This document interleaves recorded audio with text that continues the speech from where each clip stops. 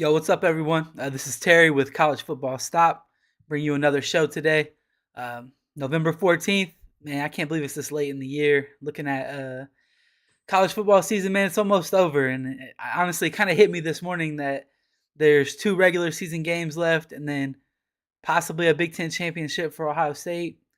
After that, man, you got to wait. You got no football for a little while, and then you get some bowl games and hopefully a college football playoff. So I don't know, man. We got to enjoy it while it's here because it seems like not too long ago it was preseason and we were like, man, we all can't wait for college football to come back. So I don't know. Like I said, enjoy it while we got it. But I want to talk about it a little bit. I want to go over the grade position grades for the Ohio State versus Michigan State game.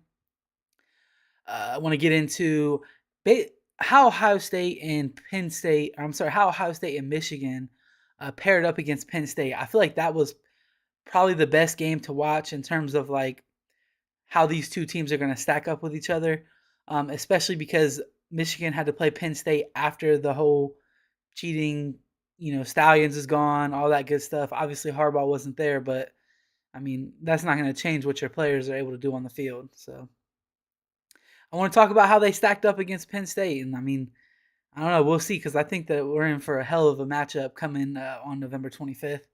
And then I'm going to get into my top 10. Obviously, the playoff rankings come out tonight. The question of the show is, will Ohio State remain number one? Let me know in the chat if you think Ohio State will remain number one or if they will get jumped by Georgia. And I'll give my top 10 and we'll go from there. So let's go ahead and get into it. I do want to start with some just Ohio State stuff. So like I said, the position grades for the Ohio State versus Michigan State game. Let's go ahead and get into that. Starting with Kyle McCord, A+. I mean, his best game of the year. I talked about it a little bit yesterday, but I mean, he honestly looked like a different quarterback from what we've seen so far this year. So I'm super excited about that. Hopefully that's what we get from him going forward. Obviously, Michigan State's defense is not great, but I mean, Ohio State's wide receivers have been better than the team that they're going against in every single game this year. So, I mean, again, I don't put too much weight in it just being the opponent because what we saw from Kyle McCord was not something that we've seen from Kyle McCord all year. So I'm super excited about that. And Lincoln Keenholz, hey man, he's got tools. That's what I keep saying. He's got tools for Ryan Day to work with. When he was out there, he looks really athletic and he's got a live arm. So I don't know. We'll see how the future of the quarterback position plays out. That's one of the interesting topics that we'll probably talk about in the offseason for sure. And then running backs, I'm going to give the running backs the A grade also. Nothing spectacular from them in this game, but also like I feel like they did their job. Travion Henderson looked dynamic as he has been since he came back from injury. So I'm super excited about the running back position for this team. I think we really need to lean on that as the year goes on. So hopefully we'll see that against Minnesota leading into the Michigan game. And then I really think that Ohio State's run game could be the difference in the Ohio State versus Michigan game. Travion Henderson is that type of player.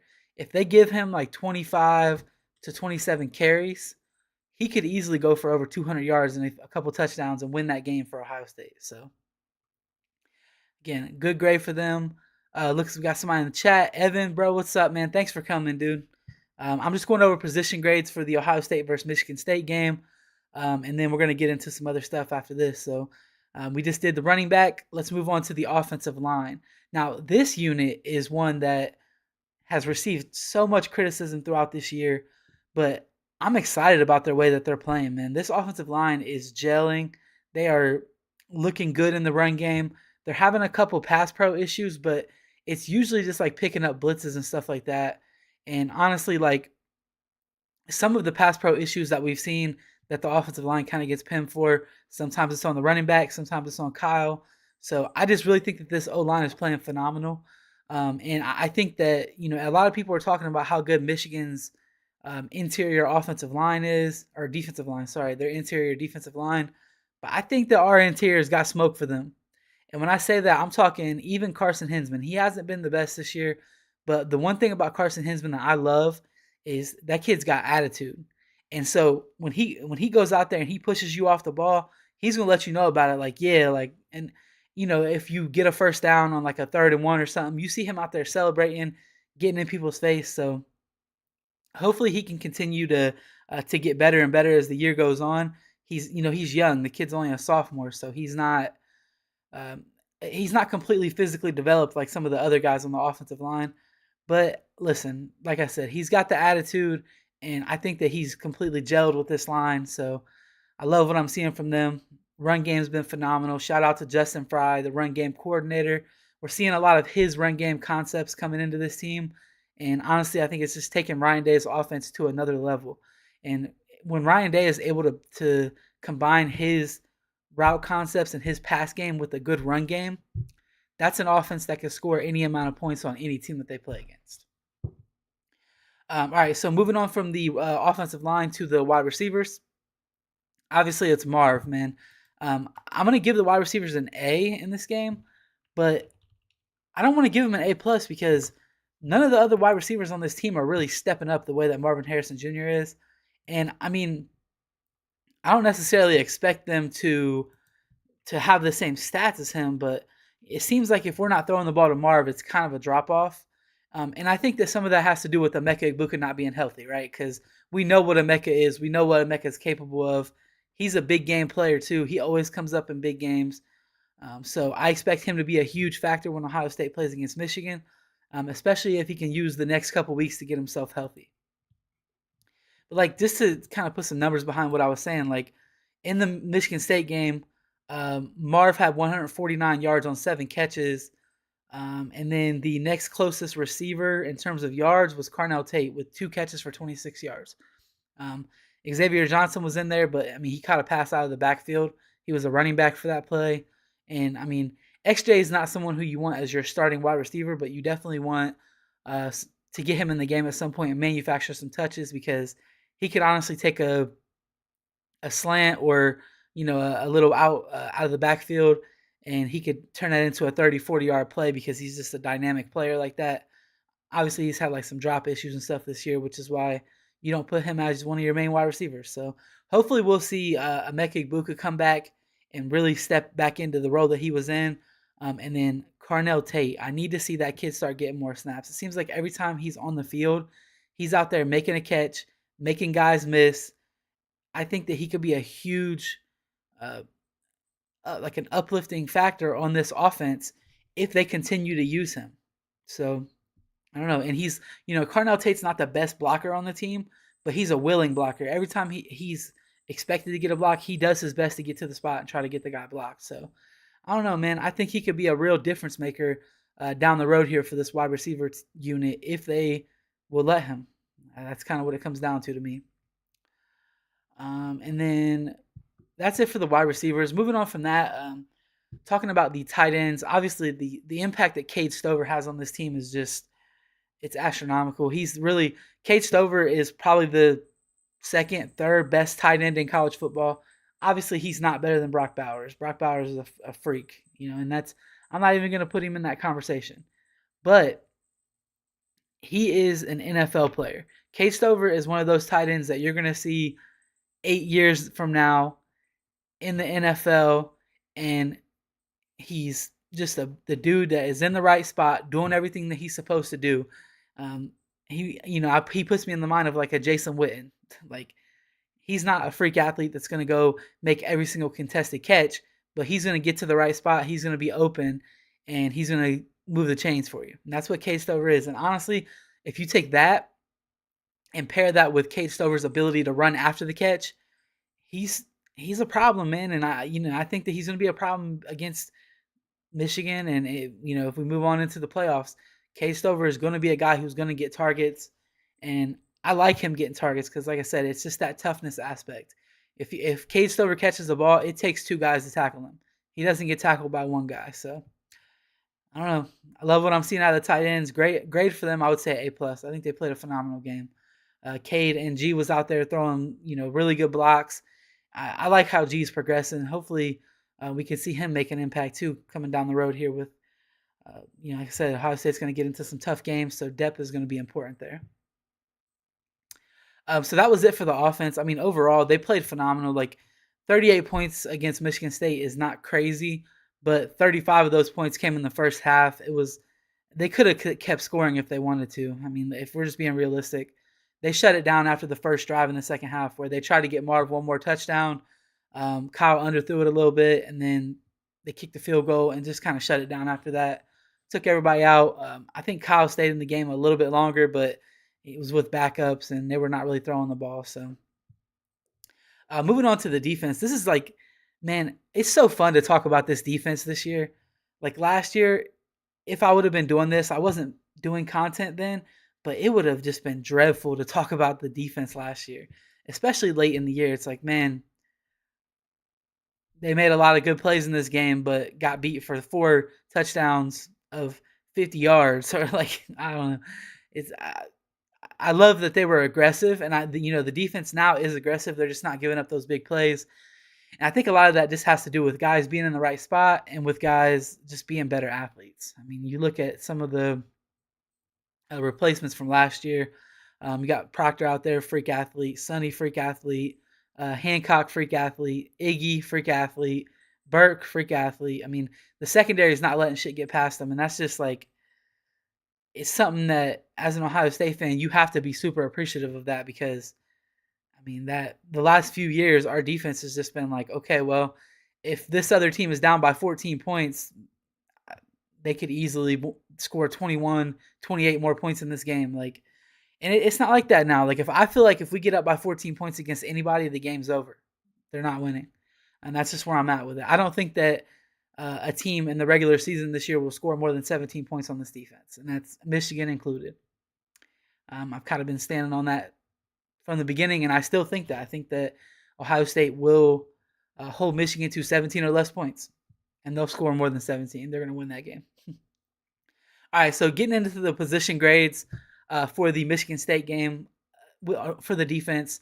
Looking at I like to separate the defensive ends and the defensive tackles when I do this. Defensive tackles, I feel like played a really good game.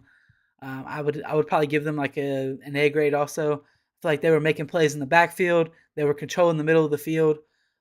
Michigan State was able to get some little bit of run game going. A lot of that was off the edge. So, moving on to the defensive ends, I'm going to give them probably a C grade in this game. And when I say a C grade for them, I'm grading them on a tough scale, honestly, because I really think that JT Tuimoloau is a first round pick, and I think Jack Sawyer is going to be an NFL player next year. I don't know where he'll get drafted, but I would say within the first 3 rounds. I mean, look at Zach Harrison. So I think that I have high expectations for them, and some of it was probably what they were being asked to do, but it felt like sometimes they were supposed to be setting the edge, and people were kind of getting the edge on Ohio State in the Michigan State game. So I'm going to give them a C grade until I have a chance to watch the All-22, and maybe I'll be wrong. Maybe it was the linebacker play that was the problem. But we'll move on to the linebackers now. Now, I'm going to grade this one on a scale also. It's kind of a different scale, though, right? Because I'm not going to say decent linebacker play equals a C like I would for the defensive ends, because our linebackers have not been phenomenal this year. So, without having Tommy Eichenberg out there, I do think they were making some mistakes in the run game with Cody and Steele stepping in for because before this last game, Tommy Eichenberg was holding down the middle linebacker spot, and then Cody and Steele were rotating in for the will. So I don't know. I feel like they didn't play terrible. I'll give them like a B grade. I think they did enough, and honestly, I mean, Michigan State didn't get. Excuse me. Michigan State, I don't think ran a single play inside like Ohio State's 38-yard line or something in that game.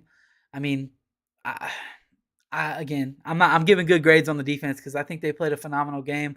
They got a little bit of run game going, but they still didn't even run for 100 yards. I mean, looking at the stats here, Michigan State ran for 94 yards.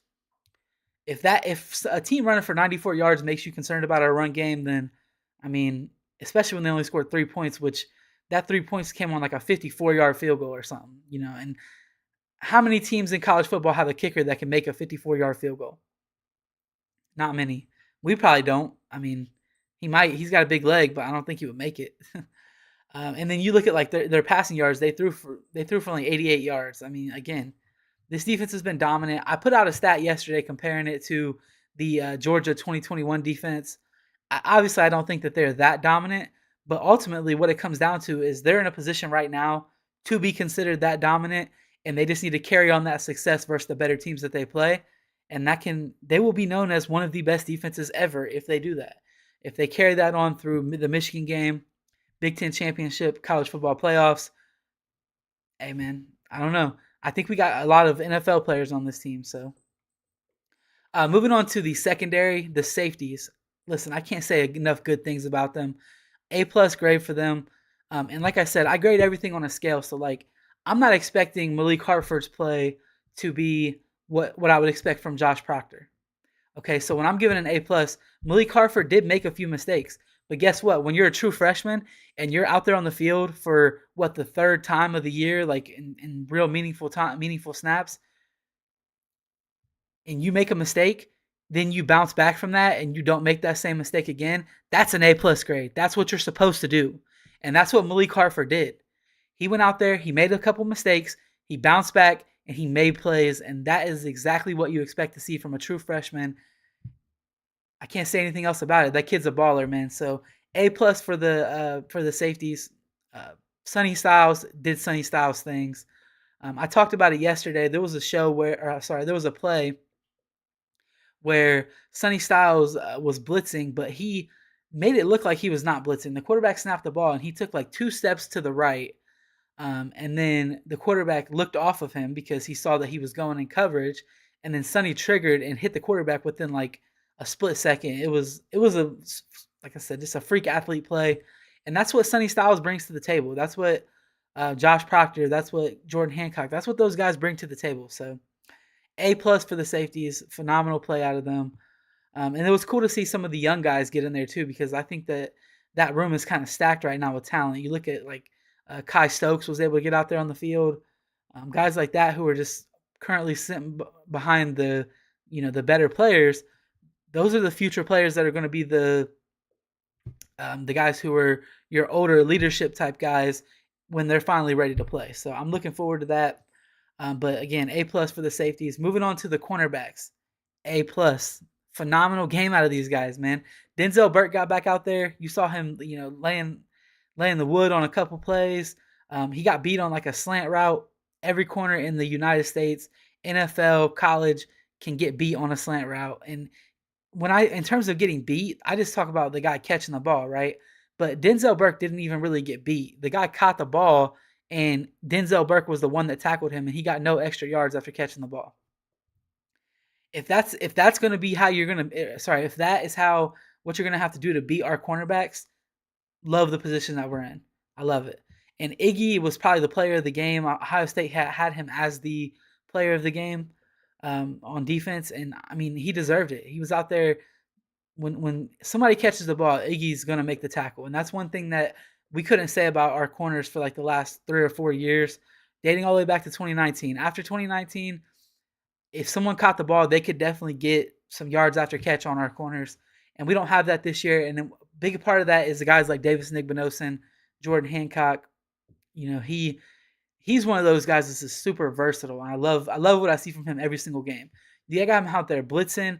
They got him fitting in the run sometimes. They got him out there playing man coverage, dropping back and playing deep safety occasionally. Again, I think that unit is just stacked. And honestly, I don't even know if there's a game this year where they didn't grade out at least an A for me, or at least a B+. Maybe there was a game. I don't know. I don't think so. But I mean, that unit is just something that we pray for as Ohio State fans, and we finally got it. So I'm loving that from them. All right, so that was it for my position grades. Overall, I mean, just a great game. Hopefully they put it all together again against Minnesota this weekend and just kind of go into the Michigan game with a full head of steam and go out there and take care of business. Because I do think this Ohio State team is better than Michigan. Is actually kind of the next topic I wanted to talk about here. So one thing that I thought was the one game out of this year that really can be an indicator for Ohio State, kind of how they match up with Michigan, is the Penn State game, right? For a couple reasons. I said it in the beginning of the show. One, that's the third best team in the Big Ten. So you got the top 2 teams playing against the third best team. They actually have some athletes out there that can make plays. 2, the Penn State game for Michigan was after Connor Stallions was not with the team anymore. And I mean, as much as people want to act like that doesn't make a difference, it does, period. I mean, if you watch Michigan play before and after, you can tell that there is a difference. They are not in the perfect play every time. They're still a good team. They still got guys that can make plays. They're still a well-coached team, but they're not in the perfect position every single time. And you saw them struggling a little bit with Penn State. If Penn State could have put together one offensive drive, that game would have ended a lot closer, and potentially Penn State could have won it. So all right, so let's go on. Let's go on. Let's talk about this. Like I said, how Ohio State matched up with Michigan State. I'm trying not to be biased about this, right? Because both of these games um, were kind of played out exactly the same. Like, got an early lead on them. They made some dumbass mistakes because Penn State is coaches are just stupid and they just do dumb shit, which puts them in holes that they don't need to be in. And then Ohio State and Michigan, both their defenses just kind of smothered Penn State. Wasn't able to score a ton of points on them. Obviously, Ohio State scored 20. Michigan, I think, scored 24, if I'm not mistaken. Um, again, just kind of tough fought Big Ten style games. Now, I think one of the differences is, and maybe it's because Jim Harbaugh was not there, but one of the big differences for me is, as an Ohio State fan, I kind of felt shitty after the Penn State win. I kind of felt like, I don't know, man, like that team we just played didn't look great, and we also kind of just matched them and didn't really look great. Like, yeah, we beat them because we have Marvin Harrison Jr. Like, okay, and obviously we have Marvin Harrison Jr. versus everybody, so that does, that does matter. But at the same time, it's like I expect all the other positions to be better. One thing that I've taken into consideration now, and I don't really know if Michigan was missing any players versus Penn State.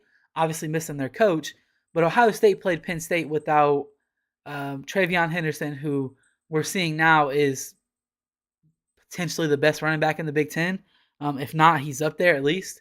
Definitely the best running back on Ohio State's team, right? I mean, that's not even a question at this point.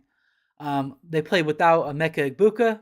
We know what he's capable of, but we also haven't seen him come back and be that yet. So at the same time, I don't know. Like, is Emeka going to be healthy for the Michigan game? I know he'll play, but is he going to be healthy? I don't know. We'll see. But Ohio State also played that game without Denzel Burke. Now, it's crazy to say this because I think that he's probably the best one out of the three.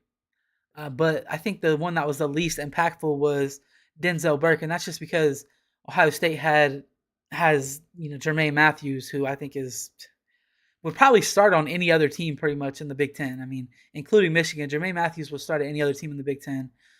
And he just kind of filled in and just looked phenomenal, right? So, but the thing is that, again, like I said, I'm trying not to be biased, but I feel like Ohio State played like their C game against Penn State and beat them by 8 points, and Michigan played, I don't want to say their A game, but it's hard to say that it wasn't their A game because they haven't really played any decent teams, like even Rutgers, outside of like the cheating allegations. Once all of that stuff's been gone, the only decent team that they've played so far has been Penn State. So was that Michigan's A game?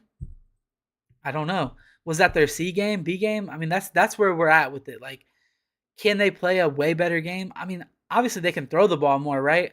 But when they were trying to throw the ball against Penn State, their offensive line was getting cooked.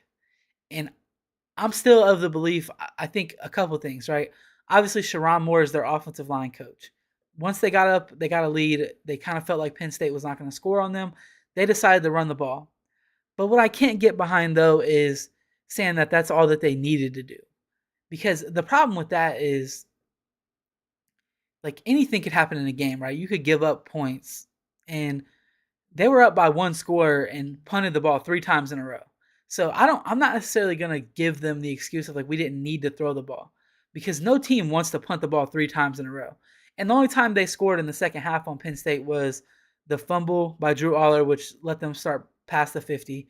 And then also the this completely idiotic play from James Franklin, or the idiotic decision from James Franklin to go for it on 4th down when you're on like your 30 or 40 yard line, and your offense has been terrible, your defense has been great, Like I don't know what the hell that was. There's like 4 minutes left in the game. Like that's plenty of time for your defense to make a stop and for you to get the ball back and start over.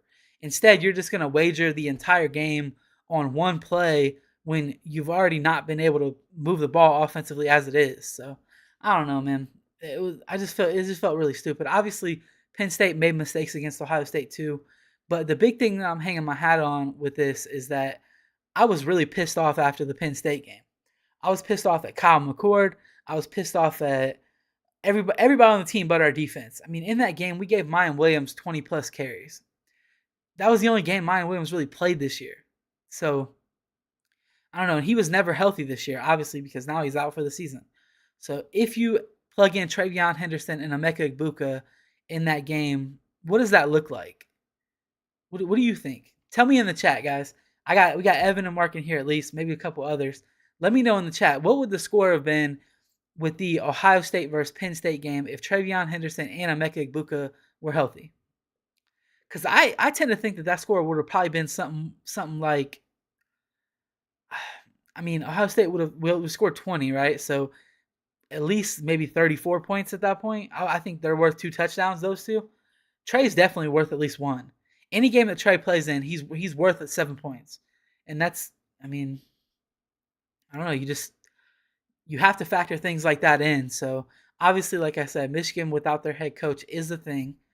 Maybe that does give them an extra whatever. But maybe they also try to throw the ball more if Harbaugh was there and JJ gets him into some trouble because he's done that before. You just never know. Anyway, I think Ohio State's in a good position. I think they can beat this Michigan team. They look very normal in my opinion. Now that they don't have Stallions out there and they're having to, they're not put in the perfect position every single time. So that was it for that segment. I do want to move on. I want to talk about the college football playoff rankings. That's kind of the basis of the show today. Will Ohio State remain number one? I'm going to get into my top 10, and then we'll go from there. Let me go ahead and pull some information up here. Let me know in the chat too, guys, if you guys are there. Do you think that Ohio State will remain number one, or do you think that Georgia will overtake them? I personally think that Georgia will probably overtake Ohio State. Going into my top 10 here this week, I think I would even put Georgia ahead of Ohio State just because we haven't seen enough of Kyle McCord playing at the level that he played this past weekend. Like that feels like an anomaly, and it doesn't feel like it doesn't feel like something that he's going to be able to repeat every single week. Obviously, I hope that he does, because if he does, this team's probably going to win a national championship. But I'm not going to wager my rankings on, okay, that's the new Kyle McCord, because you have to look at the whole body of work for the whole season, right? So for me, I have Georgia at number one. And then number two, Ohio State has to be number two. I mean, I know that Michigan finally played a good team, but at the same time, if you look at the overall body of work, Ohio State's schedule is way harder than Michigan's.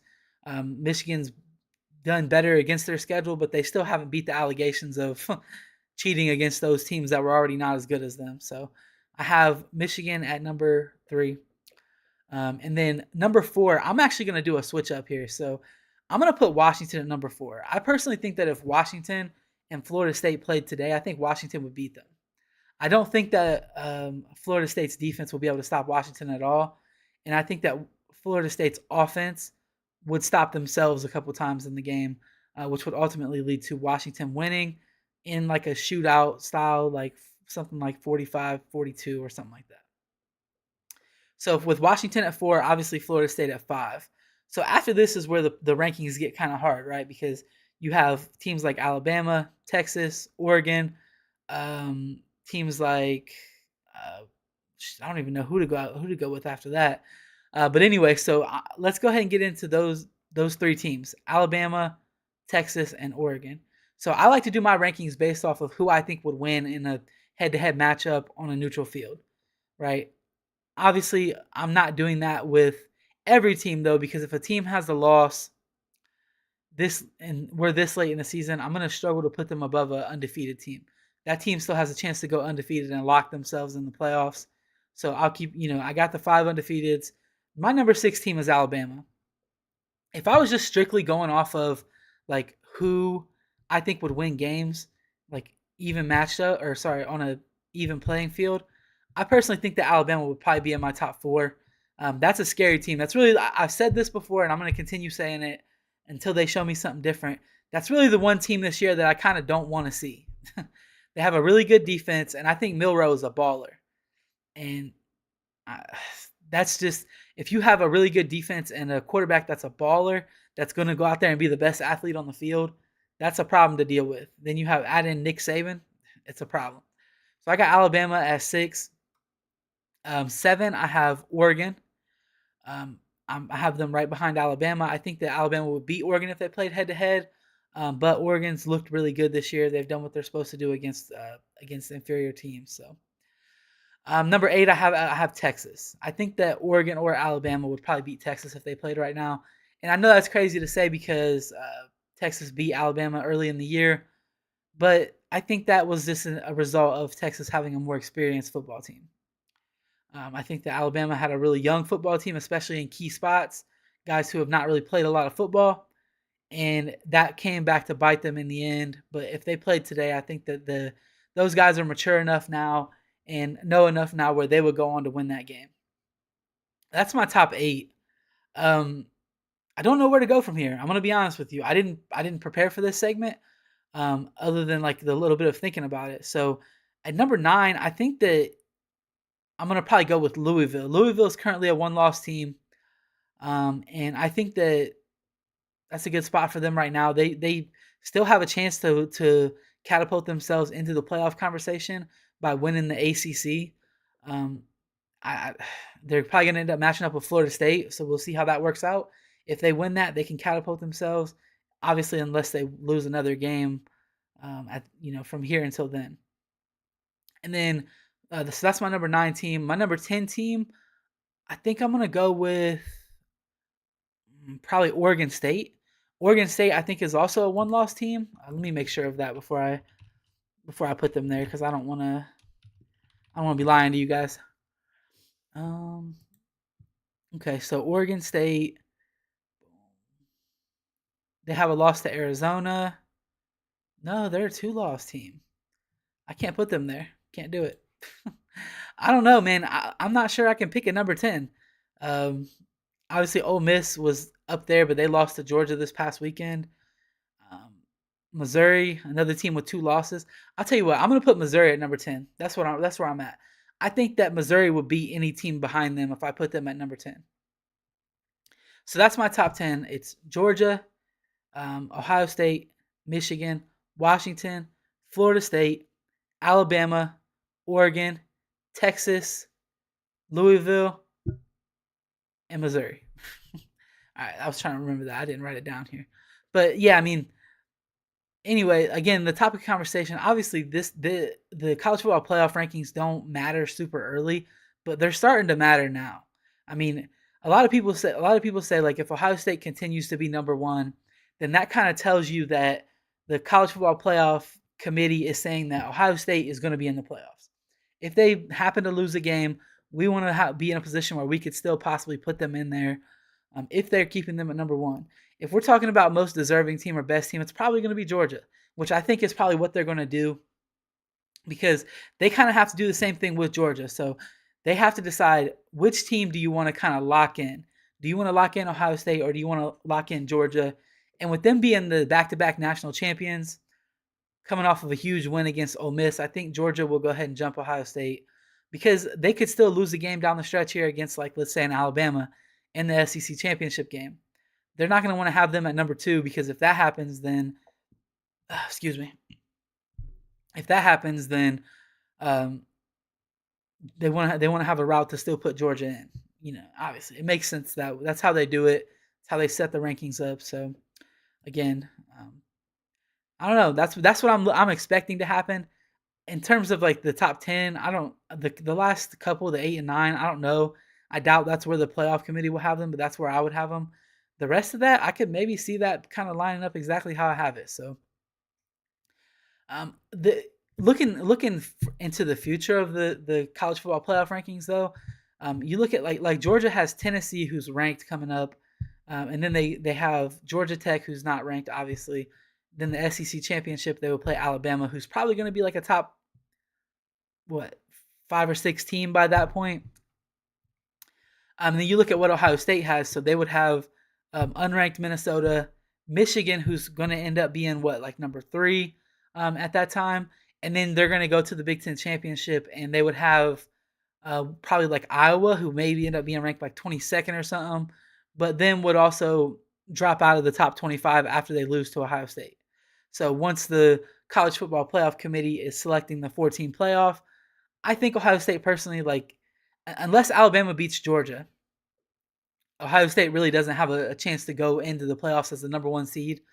But if Alabama were to beat Georgia and Ohio State wins out, I could easily see the playoffs looking something like Ohio State, Alabama, whoever wins the Pac-12 or the Big 12, depending on how those games play out, and then Georgia at number 4. So Ohio State versus Georgia rematch, Alabama versus whoever, let's say Oregon, in the other game. And, because if that's the case, then they have the opportunity to potentially end up with a 2 SEC national championship, which everybody knows ESPN wants that. But Ohio State's got something smoked for Georgia this year, in my opinion. I think we could beat them, just like we could have last year. 1 or 2 plays goes different. So I don't know. That was it for my show today, guys. I'm going to go ahead and wrap it up. I'll be live every day from at like 10 a.m. every day, talking college football, talking Ohio State. I'm going to start kind of shifting my focus to this Ohio State versus Michigan game, because that is the game coming up. We're late enough in the year now where it's like it's crunch time. It's time to start comparing these teams, digging into everything possible. So that's the plan. Obviously, follow me on Twitter, college football or CFB_stop. Check it out there. I kind of put stats and stuff on there all the time. Maybe a little shit talking to Michigan fans or some other fans. But all right, guys, peace out. Thanks for coming. You guys have a great day.